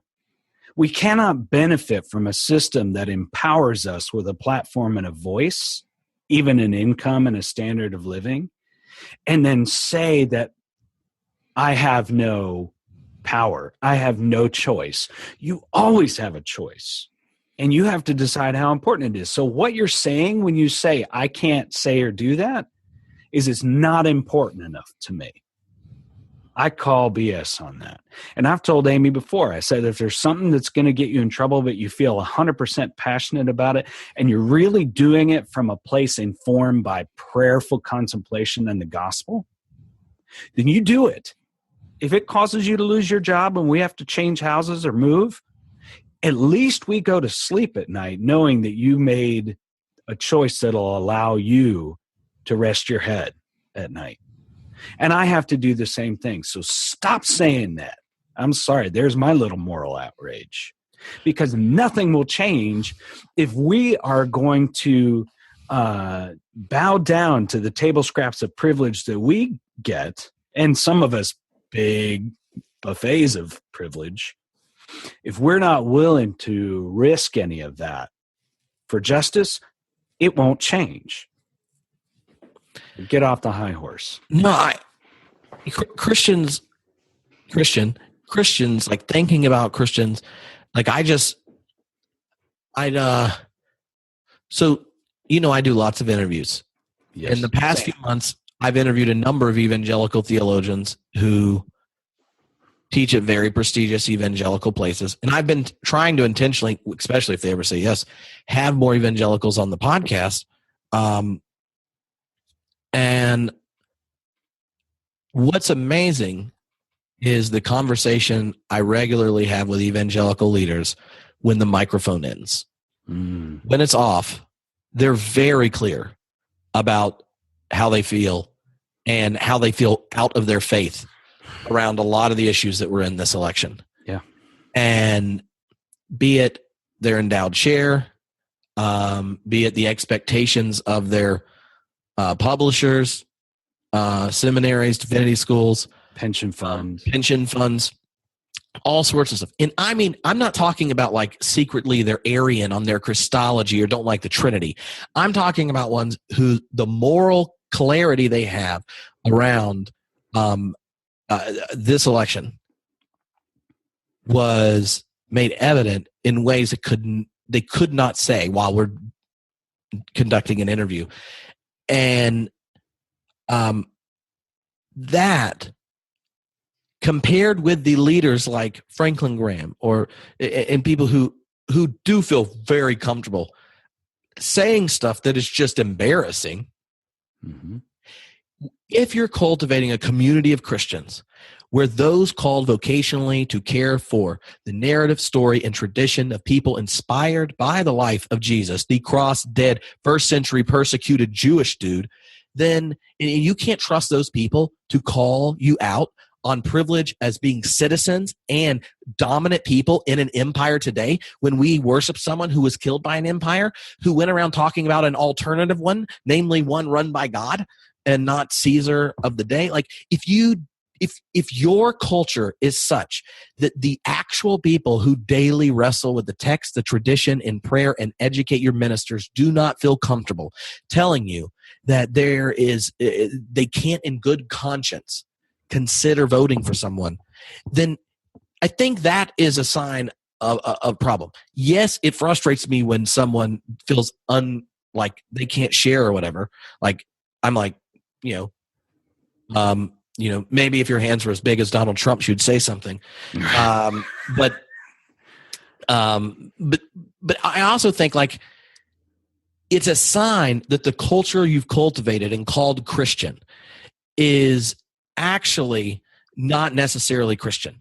The religion you're worshiping in your churches is one that is probably okay to say you doubt different doctrines and quote Bible verses. You can open theists will argue with Calvinists. If you're edgy, you can like doubt eternal damnation. You're like, I'm an annihilationist, and then they'll have nice books about that. But right. To doubt our current political system, and be it exploitative economic system, be it the way white supremacy functions in our culture and in our churches, be it the way we justify the moral depravity of someone who celebrates violating women, because of self-preservation, and that's like where. Like we just have to admit that the true religion we're expecting orthodoxy on isn't about the Bible at all. It's about preserving Christian hegemony in the current empire. That's right. The true religion. And you can sing your worship songs, come up with stupid Bible charts to justify Zionist attacks on Palestine, deny climate change, deny racial oppression, all this other stuff. The one true religion of large numbers of American evangelicalism that their trained theologians are not even allowed to step on isn't doctrine. It is dogma connected to political power and privilege. And capitalism. I think you cannot leave that out. And I know. I agree with that. But that would be what we would say at a normal election. Right. We didn't get to talk about economics. No, we didn't even get past the fact that a lying, the level of just sheer lying. Hillary is probably not the world's greatest truth teller for Democrats, and yet she looked like Mother Teresa compared to when you go fact checking Donald Trump. It's still hard to hold much moral high ground when you've been found fact checked in great error yourself. Not to say that given the two, I'm going to come out on the balance of Clinton. But going back to this religious thing, because you said, what do we do as religious community? I don't very often put the cross at the center of my theology or even my Christology. But I'm praying for you. Yes, thank you, and I appreciate that. But buckle your seatbelts, because I'm gonna. Yeah, in the way that Frank Schaeffer does, actually. So, two things. One, Walter Wink says that if you're silent in the face of injustice, you're complicit. You're as responsible for what happened as the person who propagated that in the first place. Who engaged actively in that act of violence. So sin of omission is still a sin, to put it in more religious verbiage. But the reality is, consider how Christianity would have been different had Jesus sat back and go, I know this is wrong, and I can only go so far here. I got a good thing going. He would have listened to Peter. He's like, right. He sets his eyes towards Jerusalem, and Peter's like, hey, they're going to kill you there, right? Stay on this mountain, build a tent, chill out, do your ministry. We can actually build some mo here, and we can have a good, religious thing happening here. There's no reason to risk all of that for this. And he says, then you don't get it. You look, but you don't see, and so if we are truly modeling ourselves after the life teachings and commitment the level of commitment of Jesus to what he believed was right, then when you ask yourself, what is worth risking for this cause, for what I say I believe, there is nothing off limits. Same as the rich man who asked him, what does it require of me? Everything. It requires everything. So, and I'm not claiming any moral authority here. I follow Jesus 60% of the way to the cross all the time. And I don't mean martyrdom per se. I mean taking risk for what's right. But to speak from a position of authority, as we do, as voices trying to compel people to more clearly see and live into the path set out by Jesus, to then follow Jesus 60, 70, 80% of the way to the cross, and to call the work finished, or to shrug our shoulders and say, well, I can't really go any further, you're fooling yourself. And so we can sit around and we can criticize the other, whoever we claim that to be today. And it's really easy today, right? And yes, we need to stand against systems and choices and actions that are inherently violent, personally and more broadly in our culture.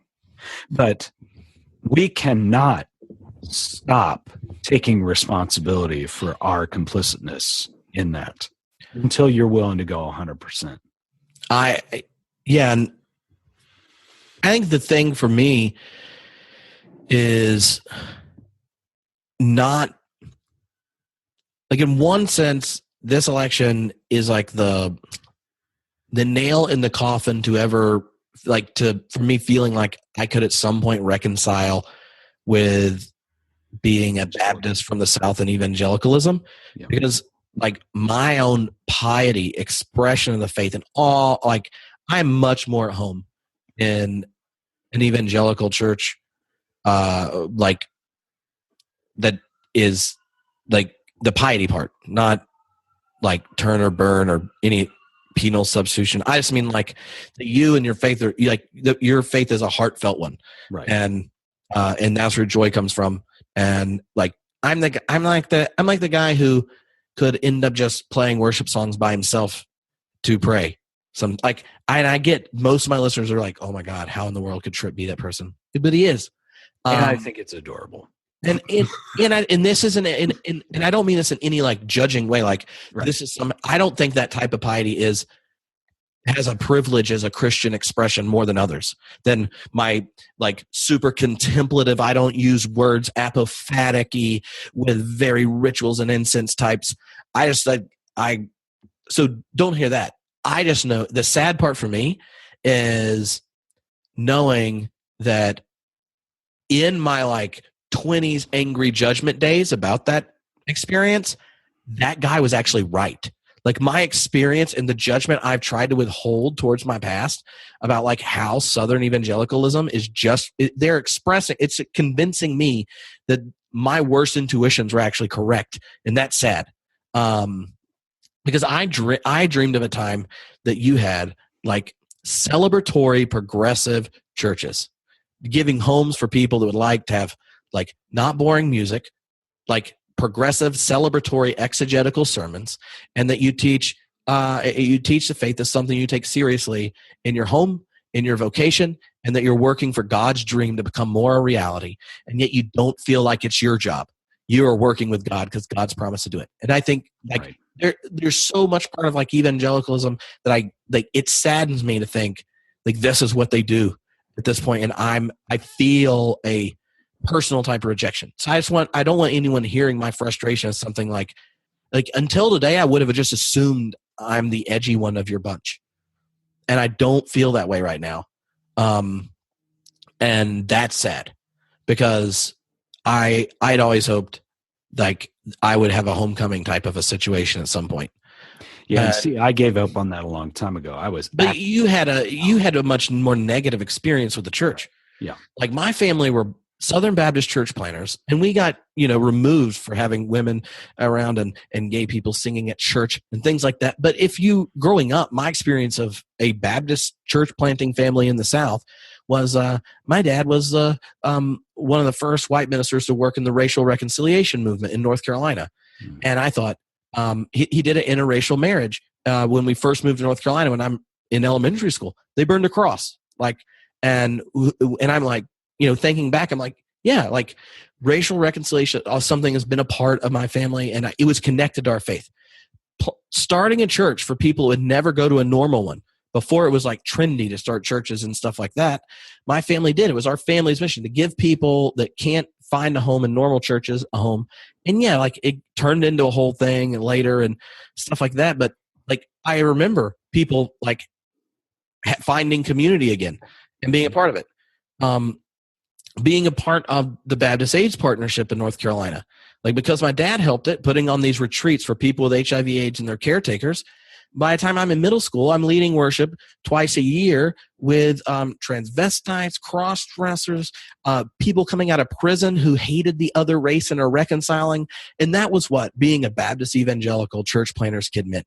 You were on the front lines of dealing with these justice issues, creating community and spaces.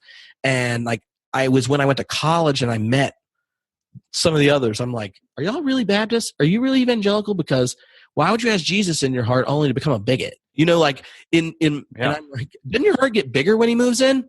And so I don't have room for tolerance anymore. I had to make room for Jesus. Yeah.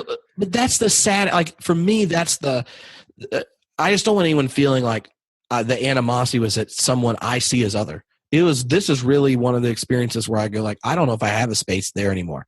And that's really a sad thing because I do know, and Christian probably can anticipate this one. I regularly feel odd hanging out with mainline Protestants the moment one's personal life and all that kind of stuff comes up. Like I get creeped out when you have to decide whether or not you pray at meals. Like right. I go in there, I don't know, it's really awkward. I'm like, how is it awkward? Like, so for me, this has like been a very intense experience. Yeah. Because I feel like a door is shut on that part of my life or home or something like that. There's an opportunity there. All right. At the risk of being whatever all those labels were that you threw around before, because we know that 90% of those apply to me. Well, it's all right. And yet that's why we're friends talking. That's right. That's right. And we are people of faith that are making an attempt at making a real substantive community and dialogue and modeling what it is that we say we stand for. But Thich Nhat Hanh, a guy who wrote Living Buddha, Living Christ, he said, which is an amazing book if you've never read it. It's incredible. But he's written a bunch of other things too, and he's incredible. He's a Buddhist, but he also is a devout studier of Jesus. He said, we look at the fact that flowers can grow in the garbage. Now, we may all feel like we just walked into a big steaming pile of garbage today, right? But we're amazed at when flowers or something beautiful can grow out of garbage. Think of what you got to put in your garden to make things, to give life to it. And sometimes things get really crappy to yield something beautiful. So, at the risk of being sort of pie in the sky or whatever, but I'm a person of hope. I have to be sometimes against hope. But what he said is you have to understand that flower needs the garbage. It doesn't exist without it. Mm-hmm. And so not to say, oh, well, thank you for dropping this big steaming pile on my doorstep today. I'm not going to thank you for that. But what I am going to do is I'm going to look for a way to make something beautiful out of it. So, that's the hard work that I'm looking at right now. And it's always beautiful to me when I look at somebody who is a non-Christian that helps me understand Jesus better. And that, to me, that's a beautiful thing. Mm-hmm. Yeah, I think the other thoughts that come to my mind as a Christian in this type of situation is how many things as leaders in Christian communities need to be addressed before you're at a time of anxiety and decision making. That kind of like, like a tragedy happens, and then you hear congregants saying really crazy things to people that are grieving. And, you had a whole blog series about stuff Christians shouldn't say, but it's like, it's in a time of tragedy and grief isn't the time to have a conversation about providence and divine power and suffering and stuff. Like in a heated election probably is not the time for us as the church to start introducing thoughtful Christian reflection on participation in government or not, moral character in government, and the role of politics, state, and all. One of the things that demonstrates, I think, is the need to do education and reflection together as Christians outside of an anxiety-ridden situation. Because I know there are people I don't even want to talk to right now that in a year we probably could have a very good conversation, understand each other better, and make some progress, or at least have lines of communication we could not have right now. Right.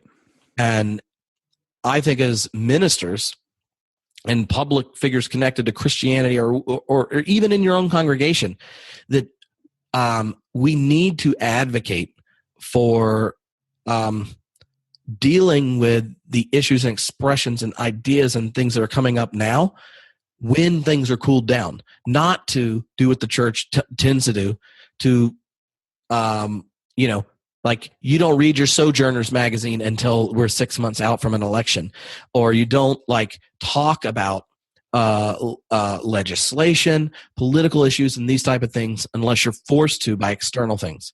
Well, we need to recognize the church to educate and cultivate a space for education and conversation in our congregations about these issues outside of partisan election time, so that we as Christians can model some type of better dialogue. Because what didn't happen was we don't have whatever muscle built up at all to figure out how to be in that intense of a situation and practice the kind of careful, thoughtful, critical engagement where you're dignifying the other, because we don't practice it outside. This country is more polarized, the churches are more polarized, and all that stuff. Some of them to avoid it just submerge it, never talk about it. Others champion a prescription for political situations in ways that make people feel kind of coerced to be somewhere. But I think we need to, rather than be prescriptive as Christians or to deny these conversations, to learn some type of descriptive, reflective analysis around political thinking, participation, ethics, so that no matter what happens in 2 years when the next election comes, we've thought about it and are able to demonstrate, maybe we could look like Christians as we are engaging the political season and not look like partisans. And I think that's possible. I just know it's hard. And if you're a minister and you go scroll through your congregation's Facebook feeds, look and say, have I succeeded as a leader if this is what it looks like? Because I know when I was talking with a friend last night, one of the students here at the Hatchery, and I know all my temptation for hitting likes were the worst things all my friends said that I agreed with. And and I totally know that's true. Mm-hmm. So maybe that's something for us to think about as Christians. And the other thought, and this is kind of the last thing I thought of, was, or maybe it's not so much of a thought as much of a request. For those of you who aren't middle age or whatever we are, somewhere in the middle. I'm middle-aged, dude. I'm accepting that. Straight married white men who are thinking about this as a citizen and as a parent and husband and as a Christian. One of the requests I think is, if we're going to do this well, then we need to figure out how to listen and also give space and platform for as many voices as feel called to speak into this. So, I say all that because like, I just want to make sure everyone feels like I can be an ally in whatever way that is, be it, helping you figure out how to start a podcast, or last week I had a friend who's a minister in a prophetic black church in LA called and said, "Can I ask you something?" And I was like, "What?" And he's like, I need you to tell me what goes through a white man's head when I say this." And I was like, I think I can do that. And it turned into like one of those conversations. You're like, oh my God, I have a real friend. This was amazing. But I love conversations like that. It took that like really awkward ask. And I'm like, well, I can do that. Where's this going? I think we need to figure out how to listen more, listen deeply, listen broader. And when people have ideas about it and stuff, definitely let me know. In ways. Likewise. Yeah, no, I know. I just with regard to publishing, podcasting, building your platform, anything like that I can help with. I mean, I just and that I can learn from you as well. That's the other thing, is we're not like these reservoirs of expertise. That don't can be added to as well. Any conversation we have with someone else, just like you were saying, is edifying for us as well. So it's an opportunity. And if you have something that you want to come on our show and talk about on the Homebrew Culture Cast that is relevant to faith and culture and these sorts of things we're talking about, I welcome you, because I may not know what I don't know. Yeah. And that's my own myopia. And I can only read and research so much. And I'm not perfect in that respect. I have a white male privileged lens, and I need help being shaken out of that sometimes. So come to me and talk to me about it. Mm-hmm. And the other thing I think that I would just say is that and I know we said it up front, but this was a conversation like of two friends dealing with this experience, processing it together emotionally right after the fact. And I'm sure if for some reason I re-listen to this later or rewatch it in a couple of years, like there'll be immediately obvious things I didn't say or should have said, assumptions or things I made that were completely wrong, and I just expect that to happen. And if the Holy Spirit really leads you to harass me about it, you're more than welcome. I just want to add a footnote to everything and just say this was an attempt just for us to share feelings. This was not like Tripp being reflective as a theologian, trying to be calm and rational, whatever. This was like Tripp, the dad and citizen who's angry and does not know how to muster being Christian right now, but I'm going to attempt to do it by talking to someone named Christian. Fair enough. No, you know what I mean? Like, I just think it's important to say that. And because I don't know what in the, I think we'll have more constructive responses later. Idea. So at the bottom of the video, if you're watching the video, I'll put a link to the SpeakPipe. And if you click it, then you can leave a message up to 3 minutes. It could be a comment, a question, an idea, or anything. Connected to anything we said, be it experience you had with your family or kids after this, an idea you had for dealing with it, something positive, negative, that thinking of dealing with your Christian family or friends, like whatever. Questions. Yeah. Questions, comments, concerns, ideas. Put them there. And that way we can try to do a show after having thought. I think it would be really cool to also get some of the other people from Homebrewed in on the show, and hear also about how the sermon and everything goes on Sunday with Amy, and process it more. But I think it would be really cool to do it if we have enough voices from people that listen to either of our podcasts to do a detox show. I think that'd be great, and I'd be happy to include them on the Homebrew Culture Cast too. I think that's one of the efforts we have in cross-pollinating is to avail ourselves to other perspectives. Yeah, and I think that's important as well. So we welcome that. It doesn't mean we'll always hear it in the healthiest way, because we're also in an emotional place, but we want to try. And so if you have enough trust in us to try, then we'll try to hear it. Yeah, I mean, if you don't want to leave it as an audio message, you don't have to. You can always just email us or something. Right. But I think it's really cool to hear people's actual voices. I do too. And because like literally, I just knew I wasn't going to get anything done until I talked with someone, and I texted Christian, and he's like, "Okay, I'll get on." And then this happened. Yep. So I think it'd be awesome to really open it up. And in the meantime, I know that I hope God opens up a little more compassion in my heart for all sorts of people and issues right now.